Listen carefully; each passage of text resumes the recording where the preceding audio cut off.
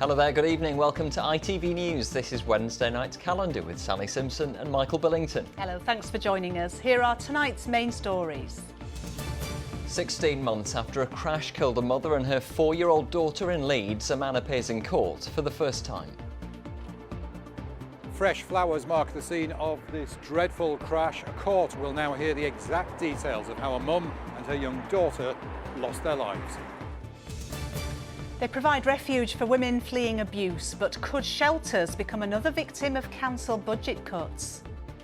If we want these services and we want to save women and children's lives, they have to be adequately funded and sustainably funded.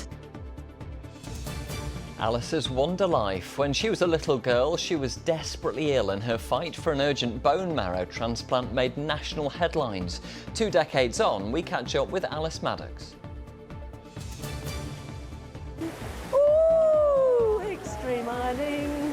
In, out, up, rah, rah, rah. And letting off steam, the group taking their creased clothes to new heights as they liven up this tedious chore.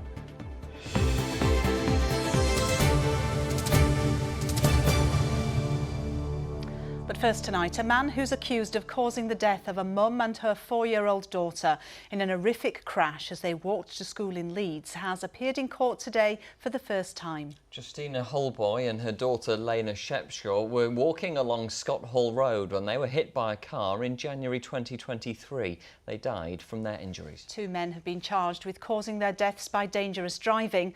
From the scene, here's John Hill.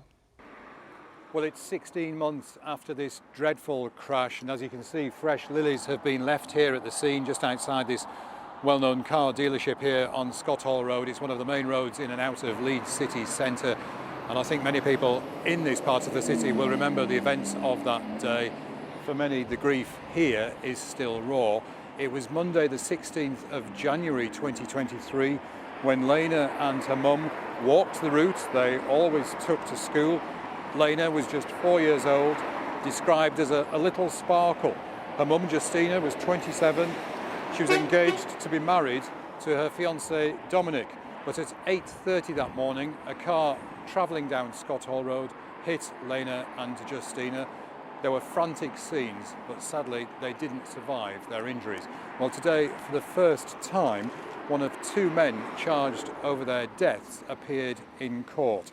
27-year-old Hardeep Bachu from the Adel area of Leeds, seen here with members of his family, has been charged with causing Justina's and Lena's deaths by dangerous driving. He wasn't asked to enter a plea to the charges. Another man, 35-year-old Jas Kamal Riot from Leeds, also faces the same charges. He's due to appear before magistrates next month, and both men are expected to appear before Leeds Crown Court at the end of next month.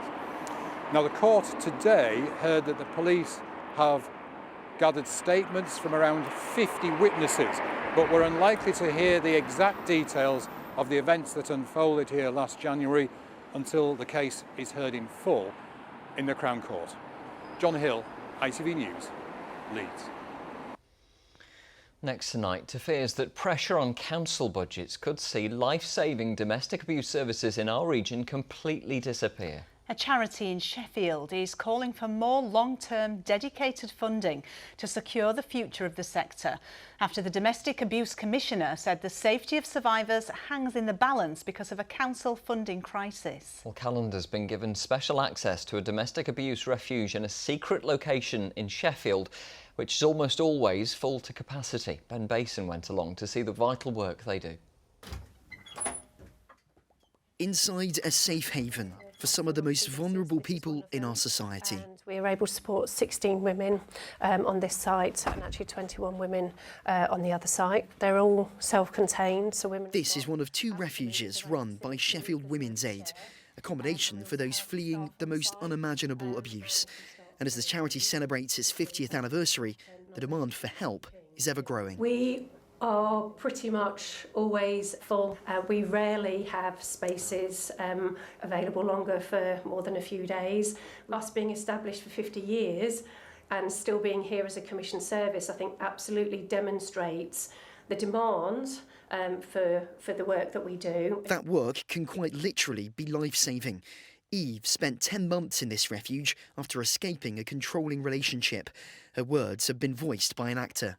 It's honestly like you don't exist no more. You just live, minute by minute. It's like you're in a big black cloud, and that black cloud is on your shoulders all the time. You feel like you're suffocating because there's nothing I could do without his say-so, without him saying that's okay. The Domestic Abuse Commissioner says vital services like this could be under threat as councils struggle with their budgets. And although Sheffield Women's Aid says it is well supported by the City Council, both are under financial pressure and funding pots can often be short-term. I don't blame the councils at all. I know that they're under pressure, but actually I think what we have to say is if we want these services and we want to save women and children's lives, they have to be adequately funded. The government says it's investing over £230 million to drive down domestic abuse prevalence and an extra £507 million to help councils with safe accommodation. But survivors who are supported here can't put a price on the help they've received. If you hadn't been able to come here, what would have happened, do you think? I wouldn't be here now. If this place didn't exist, and these women that work here didn't exist, I know hand on heart, 100% my kids wouldn't have a mum now. So this is our dedicated space for children and young people. With the majority of service users here bringing with them their children, help like this is vital for whole families. And the hope is it will still be here for another 50 years to help paint a brighter future for those in the darkest place of their lives. Ben Basin, ITV News, Sheffield.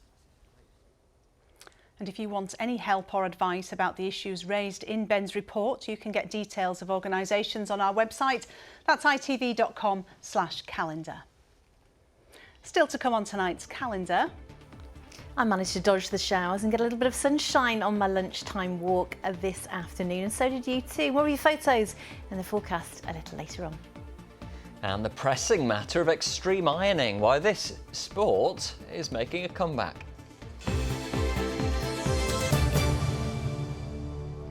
Four boys have been arrested on suspicion of rape in North Nottinghamshire. A teenage girl reported an alleged assault on York Drive playing fields in Newark on Saturday. Two boys aged 15 and a 16-year-old boy were arrested on Monday and were released on bail. A fourth 16-year-old boy arrested on Tuesday is still in custody. Police say the girl is being supported by specially trained officers. Hundreds of jobs could go at Sheffield Hallam University. Around 400 clerical, professional and technical staff are under threat of redundancy. The university has said it's down mainly to a reduction in international students and financial pressures. But Unison has warned it will have a negative impact on students and remaining employees.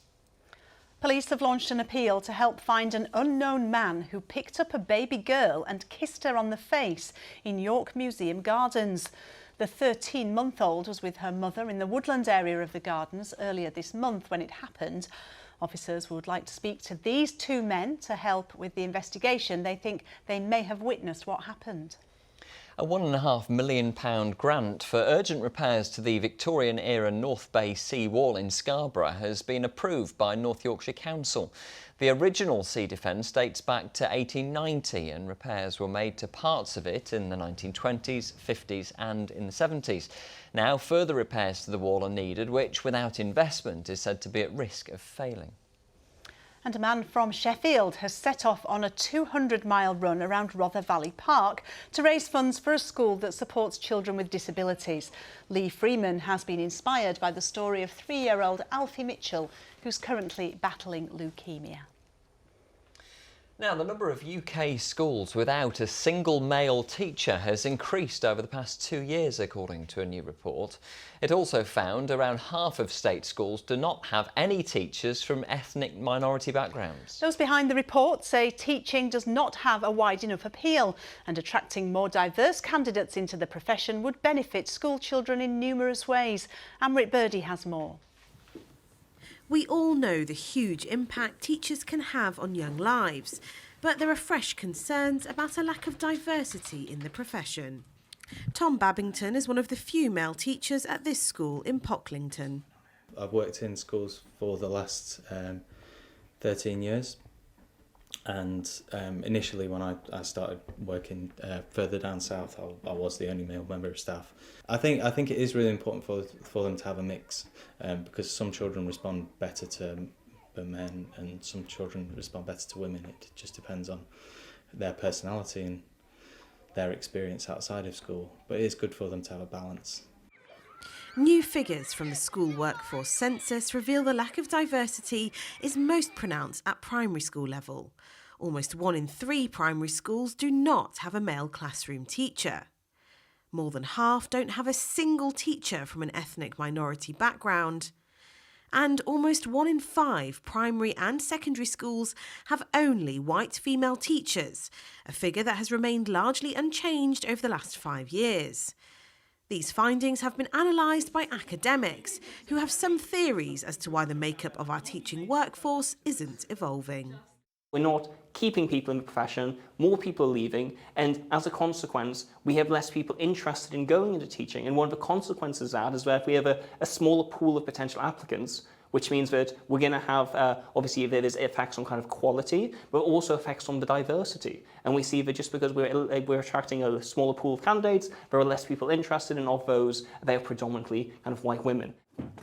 There are some schools that are bucking the trend, and they say having teachers from a mix of backgrounds is key to inspiring future generations into the profession.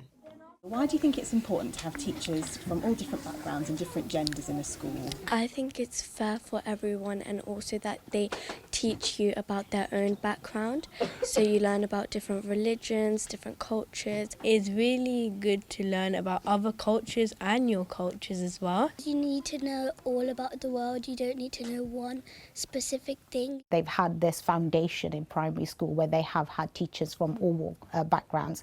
They can easily relate to them, they can approach them. Seeing their teacher, somebody from the same background as them, inspires them wanting to follow through being a teacher or in education or in some role that supports children.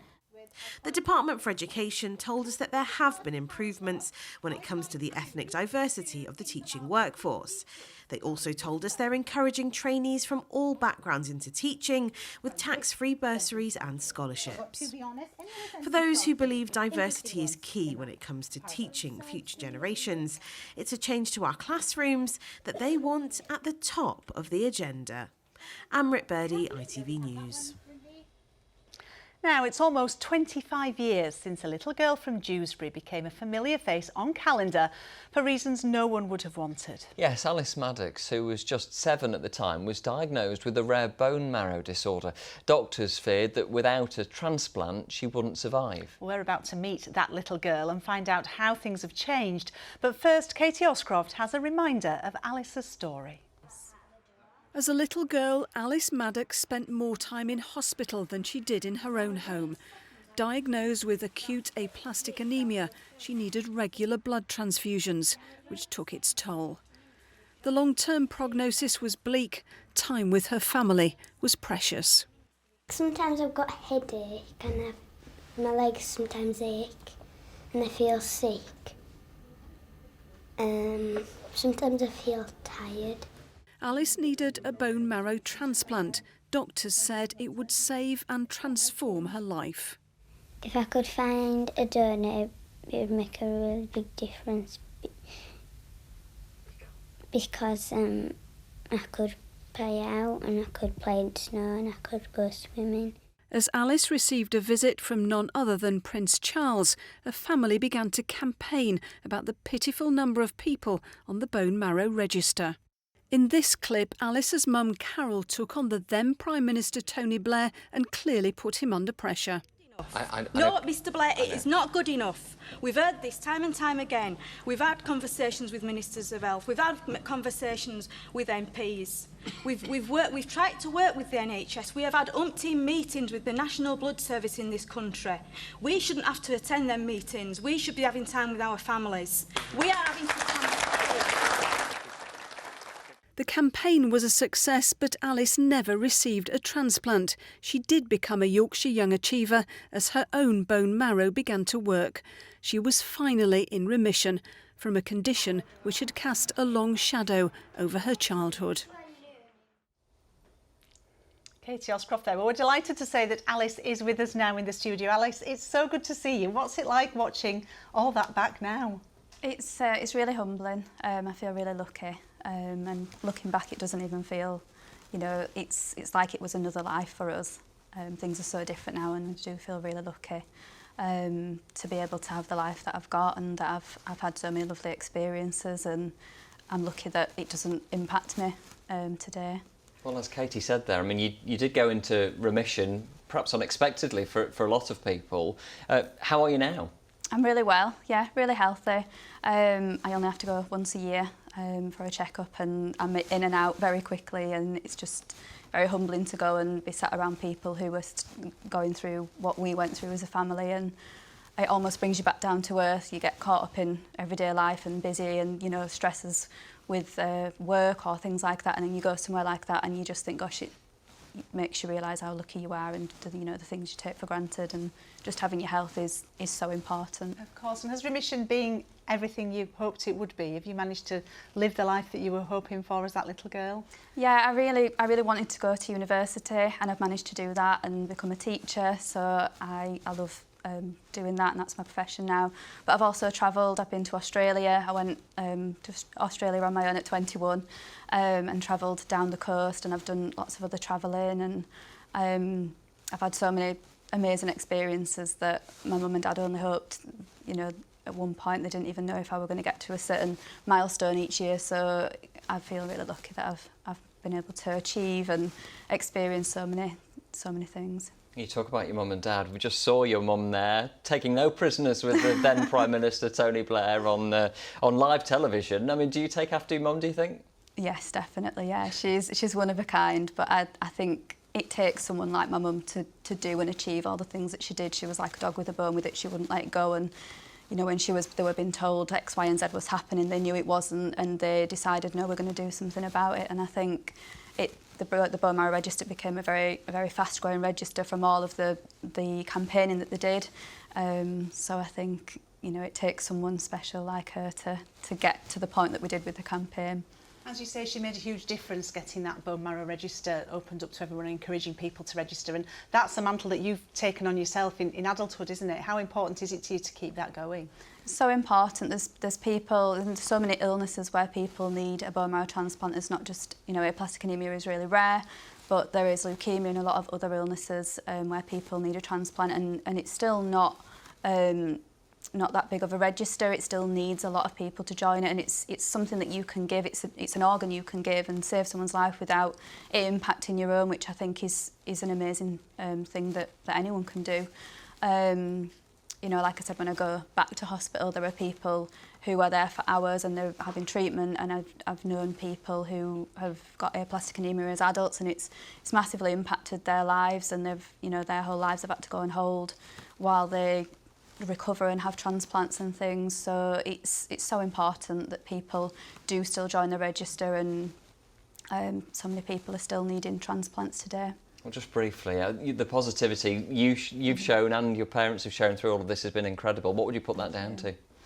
I think the collective hope that we were surrounded with at that time, and I think as a family we all clubbed together, we're very close, but we were also surrounded by so much love and support from family, friends and family, and I think it got us through, and we were fortunate to have a lot of that from the community as well, and I think that hope did make a massive difference for us. You talk about your family, of course, your sister Chloe, who you're very close to. You said she was your best friend at the time, and she still is now. She's been a big support to you as well, hasn't she? Yeah, she is. She's amazing, and she, while I was poorly, you know, she was still a child, and she coped with everything amazing, and that's testament to who she is today. She's an incredible woman, and we're really close still, yeah. Well, Alice, it's great to see you looking so well. Thank and you. It's lovely to see you still fighting hard for that cause that helped you so much in the first place. And thanks so much for coming in and speaking to us today. Thank you.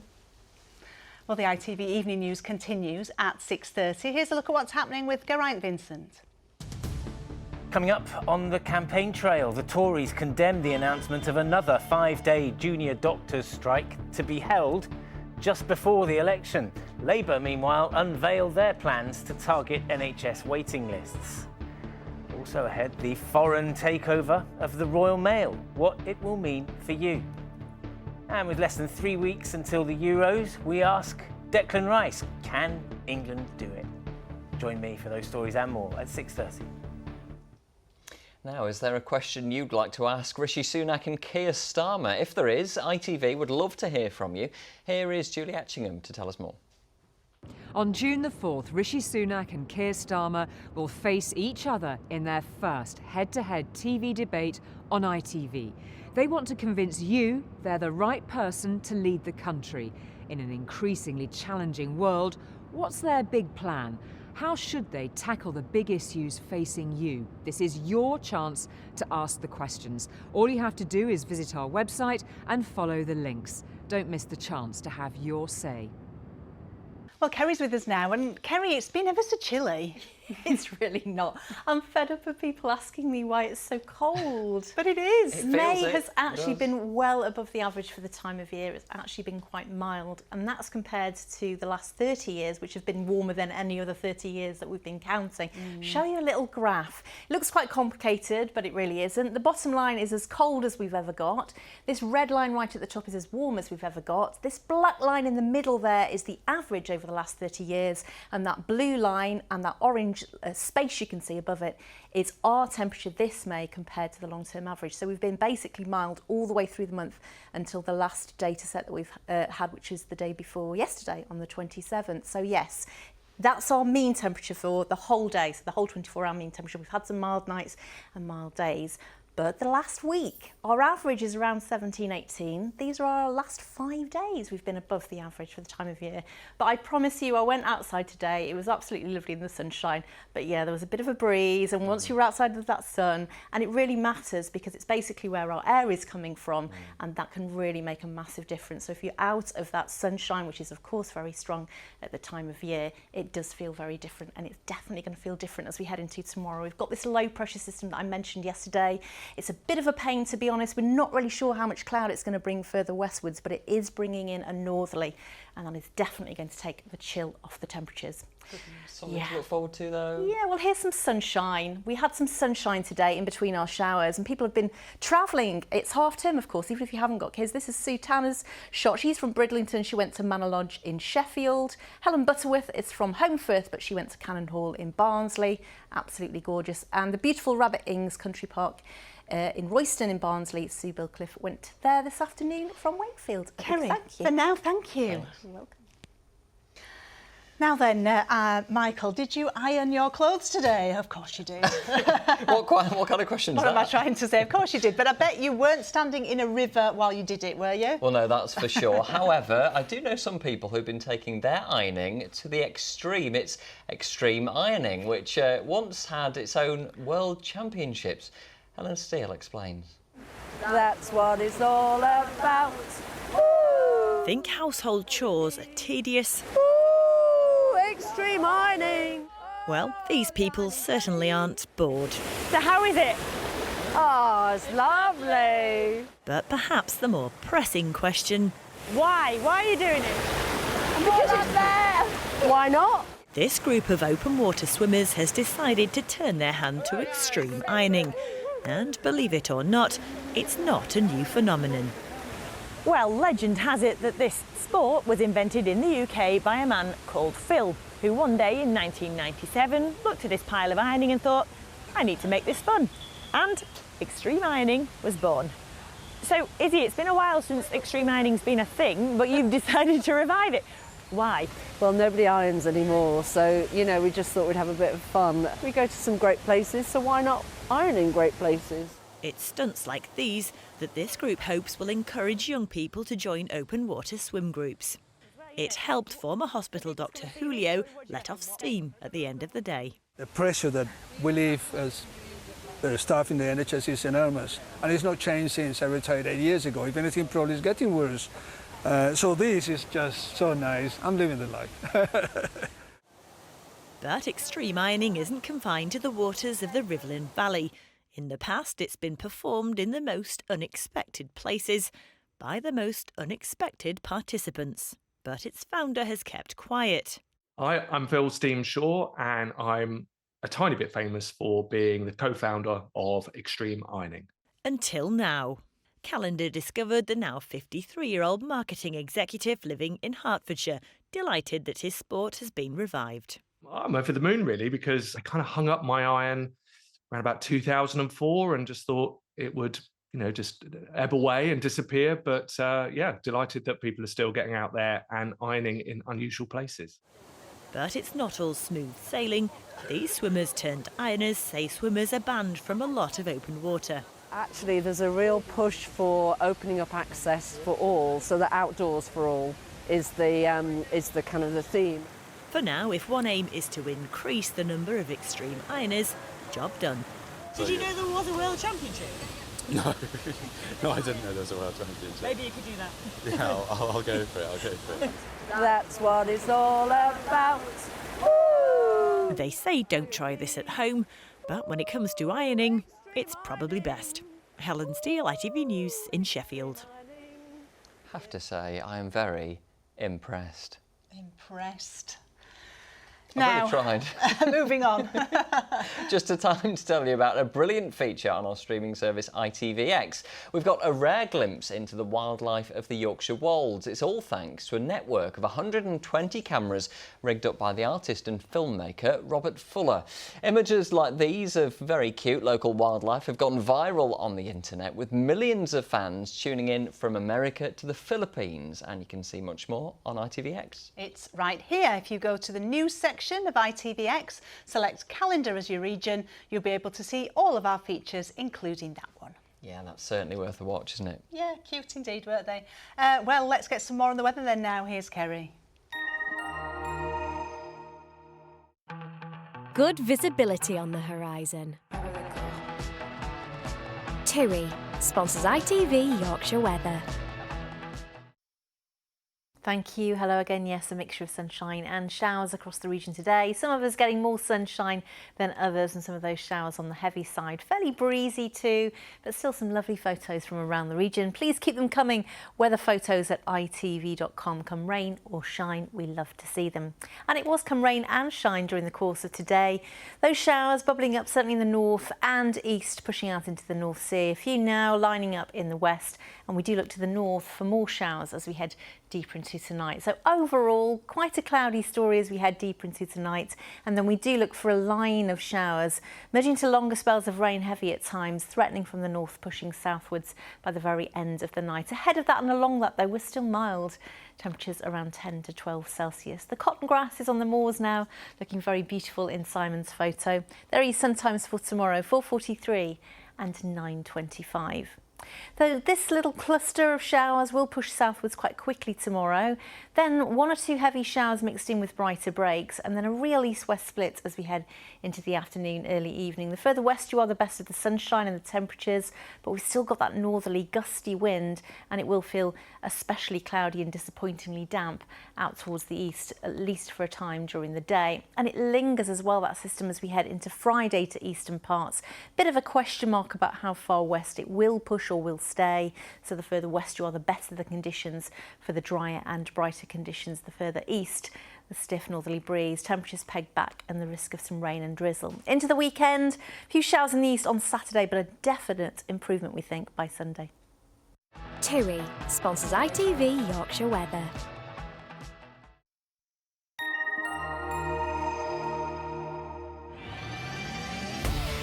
Hello, summer. Piri sponsors ITV Pollen Count. We've got some weed pollen airborne at the moment, like nettle and plantain, and the grass pollen counts are rising. Moderate south of the Humber at the moment, and moderate for all by the weekend. Kerry, I feel like as every month passes, we cling on to the hope it might get better. June is looking more promising than May's been, isn't it? Flaming June, don't they say? Good things come to those who wait. I'll be back at 10:35. Join me then. Geraint is next, but from us all here, good night. Bye-bye. Bye.